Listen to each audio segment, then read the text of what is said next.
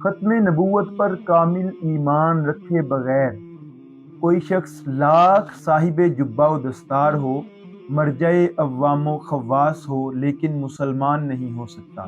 درود و سلام نبی آخر الزمان صلی اللہ علیہ وآلہ وسلم پر اور آپ کے تمام پاکیزہ اور مقدس آل و اصحاب پر۔ السلام علیکم، میں ہوں اویس محمد قاضی اور آپ دیکھ رہے ہیں ٹیچنگز آف اسلام۔ ختم نبوت کا انکار کرنے والے لوگوں میں کچھ بدبخت ایسے بھی تھے جنہوں نے صحابہ کرام کی موجودگی میں اس فتنے کو عام کرنے کے لیے کوششیں شروع کر دی۔ انہی میں سے ایک نام اسود انسی کا بھی ملتا ہے۔ یمن کے شہر میں رہنے والا یہ شخص، اس نے نبوت کا دعویٰ کر دیا اور اپنے زمانے کے جلیل القدر تابعی، جن کو سید التابعین اور زاہد العصر بھی کہا جاتا ہے، ان کا نام جناب ابو مسلم خولانی رضی اللہ تعالیٰ عنہ ہے، ان کو اس اسود انسی بدبخت نے گرفتار کر لیا۔ آپ کو جب دربار کے اندر پیش کیا گیا تو اس نے آپ سے وہی سوال کیا کہ بتاؤ میں اللہ کا نبی ہوں یا نہیں؟ تو آپ نے آگے سے ہر مرتبہ یہی جواب دیا کہ تو کذاب ہو سکتا ہے، تو جھوٹا ہو سکتا ہے، تو لعنتی ہو سکتا ہے، لیکن نبی تو نبی پاک صلی اللہ علیہ وآلہ وسلم کے بعد کوئی بھی نہیں آ سکتا، کیونکہ قیامت تک ختم نبوت کا تاج کریم آقا صلی اللہ علیہ وآلہ وسلم کے سر مبارک پر سجا دیا گیا ہے۔ اسود انسی کو اس بات کا بڑا غصہ لگا اور اس نے بڑے پیمانے پر ایک آگ جلوانے کا حکم دیا۔ جب آگ جل گئی تو اس نے جناب ابو مسلم خولانی کو اس آگ کے اندر پھینکنے کا حکم دیا۔ جناب ابو مسلم خولانی ختم نبوت کے عظیم پہرے دار، تابعین کے سردار اور اپنے زمانے میں زہد و تقوی میں ایک مثال کے طور پر سمجھے جانے والے، ان کے ماتھے پر ذرا بھی بل نہیں پڑا کہ اب ختم نبوت کے لیے میری جان جانے والی ہے، مجھے آگ کے اندر پھینکا جانے والا ہے، لہٰذا میں اپنے موقف کے اندر تبدیلی کر لوں۔ جناب ابو مسلم خولانی نہایت اطمینان کے ساتھ اس کے دربار کے اندر موجود رہے۔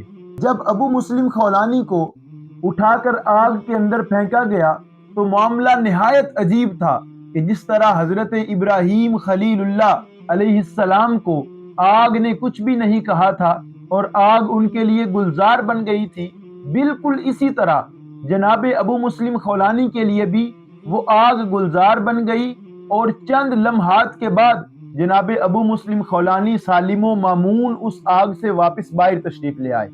اللہ اکبر! جان دے دو وعدہ دیدار پر، نقد اپنا دام ہو ہی جائے گا۔ کسی نے اس کو مشورہ دیا کہ تو اس کو اپنے علاقے سے نکال دے تاکہ دوسرے لوگوں کا جو تجھ پر ایمان ہے اس کے اندر کوئی فرق نہ آئے۔ حضرت ابو مسلم خولانی نہایت جلیل القدر تابعی، آپ نے فوراً یمن سے نکل کر مدینہ شریف کا رخ کیا۔ مدینہ شریف پہنچ کر آپ نے مسجد نبوی شریف کے پاس اپنی سواری کو باندھا اور مسجد نبوی شریف کے اندر جا کر نفل ادا کرنے لگے۔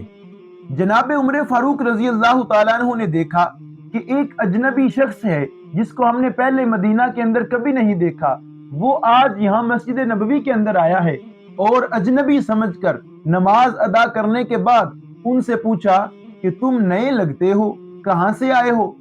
جناب ابو مسلم خولانی نے بتایا کہ میں یمن کا رہنے والا ہوں۔ چونکہ جناب ابو مسلم خولانی کے اس واقعے کو اللہ تعالیٰ نے قبول عام عطا کیا تھا اور پورے عرب کے اندر آپ کی جرت اور آپ کی استقامت کے چرچے ہو چکے تھے، جناب عمر فاروق رضی اللہ تعالیٰ عنہ نے پوچھا اس اللہ کے نیک بندے کا کیا بنا جس کو اسود انسی نے آگ میں پھینکوایا تھا، لیکن آگ بھی اس کا بال باقا نہ کر سکی؟ جناب ابو مسلم خولانی سمجھ گئے کہ یہ میرے ہی بارے میں پوچھ رہے ہیں، تو آپ نے بے نیازی کے ساتھ جواب دیا، ہاں اس کا نام عبداللہ بن ثوب ہے اور وہ یمن کا رہنے والا ہے۔ جناب عمر فاروق اسی وقت معاملے کو بانپ گئے اور آپ نے پوچھا میں تجھے اللہ کی قسم دے کر پوچھتا ہوں، کیا تو وہی شخص تو نہیں جس کے بارے میں بات ہو رہی ہے؟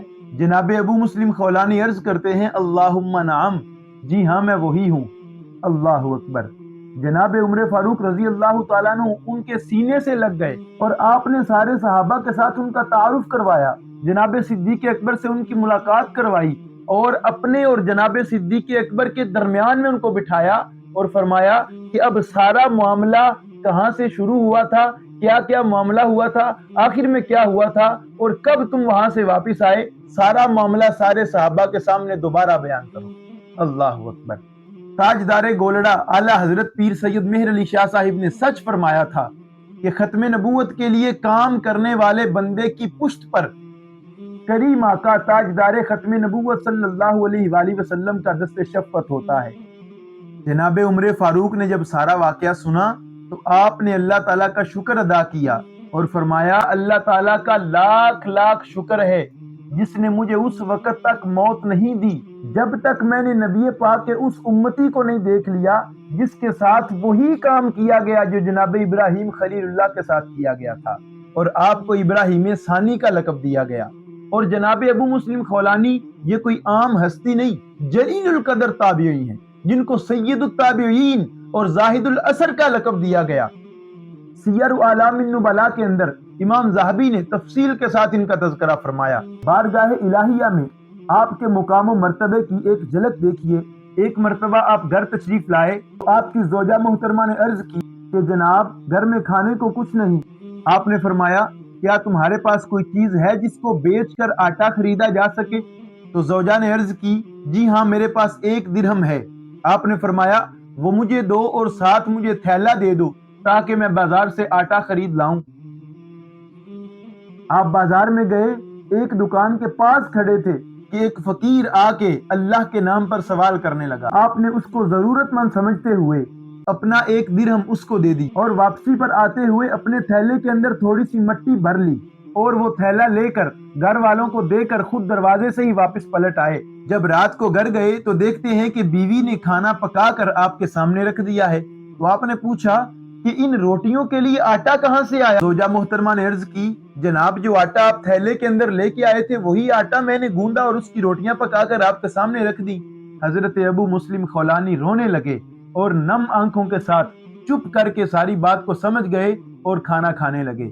اللہ اکبر۔ اللہ تعالی ہم سب کو بھی ختم نبوت کی حساسیت اور نزاکت کو سمجھنے کی اور اس کے لیے ہر قسم کی قربانی پیش کرنے کی توفیق عطا فرمائے۔